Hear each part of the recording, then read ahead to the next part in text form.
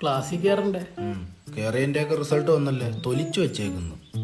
അപ്പൊ കയറണ്ട. സുജിത്ത് നമ്മളോട് ഒരുമിച്ച് നടന്നട്ടെ, മാർക്ക് വന്നപ്പോ അവൻ ടോപ്പർ. അവൻ ബാക്ക് ബെഞ്ചിൽ നിന്ന് ഫ്രണ്ട് ബെഞ്ചിലേക്ക് പോകാനുള്ള പരിപാടിയാണ്. അങ്ങനെയാണെങ്കിൽ ആ ഫ്രണ്ട് ബെഞ്ചെടുത്ത് ഞാൻ ബാക്കി ഇടും. നമ്മളറിയാതെ അവൻ സ്പെഷ്യൽ ക്ലാസ്സിന് പോകുന്നുണ്ടോ എന്നൊരു സംശയം.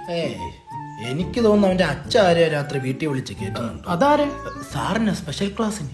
ഓ, പഠിക്കുന്നവരൊക്കെ ആദ്യം പോടെ, നല്ല ഫ്രണ്ട് ബെഞ്ച് ഇരിക്കാൻ പറ്റൂ.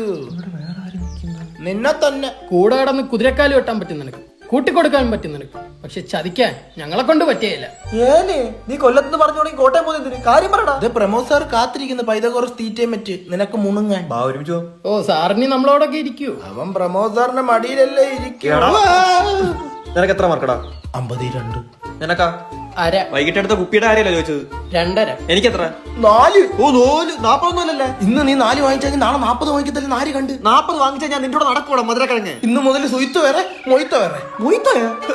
എന്റെ പേരെന്തുവാടാ? മോഹൻജിത്ത്. മോഹൻജിത്ത്. എടാ നിന്നെയൊക്കെ കാട്ടി 2 മാർക്കില്ലടാ കൂടി പോയത്. ആ 2 മാർക്ക് എവിടെ നിന്ന് വന്നപ്പോ നീ ഇതൊന്നും ഇവിടെ പറ്റത്തില്ല. അത് ചോദിക്കാൻ താനാരോ സാറേ? എന്തിനാണ് അവന്റെ കഴുത്തി കയറി പിടിച്ചത്? സാറേ 2 അതിവിടെ അല്ല, അവിടെ പോയിട്ട് വാ. സാറേ കൂടെ അന്ന് നീ കൂടെ പോന്ന അവനൊറ്റയ്ക്ക് അറിയത്തില്ലേ? അതല്ല സാറേ, കൂടെ നടന്നിട്ട് ഒരുമാതിരി ഉമ്മാക്കിയ പരിപാടി കാണിച്ചു. സാറടാ ഞാൻ. ഇല്ല സാറേ, തെണ്ടിത്തരോ സാറേ കാണിച്ചു. എന്ത് സാറ് അവന് കൂട്ടിക്കൊടുത്തില്ലേ? തെമ്മാടത്തരം പറയുന്നോടാ. അതല്ല സാറ്, മാർക്ക് കൂട്ടിക്കൊടുത്തില്ലേ? ഓഹോ, എത്ര മാർക്ക്? സാറേ ഞാൻ പറയാം സാറേ, കോപ്പി പോലും അടിക്കാതെ എനിക്ക് 2. ഈ നിൽക്കുന്ന മണ്ടന് എങ്ങനെയോ 2.5, ഈ തെണ്ടിക്ക് 4 സാറേ. കൂടെ നടന്നിട്ട് ഒരുമാതിരി ഉമ്മാക്കിയ പരിപാടിയില്ല സാറേ കാണിച്ചു. സാറേ പിടിച്ചോ സാറേ, വിളിച്ചോറിനെ കുറപ്പിക്കൊന്നും വേണ്ട.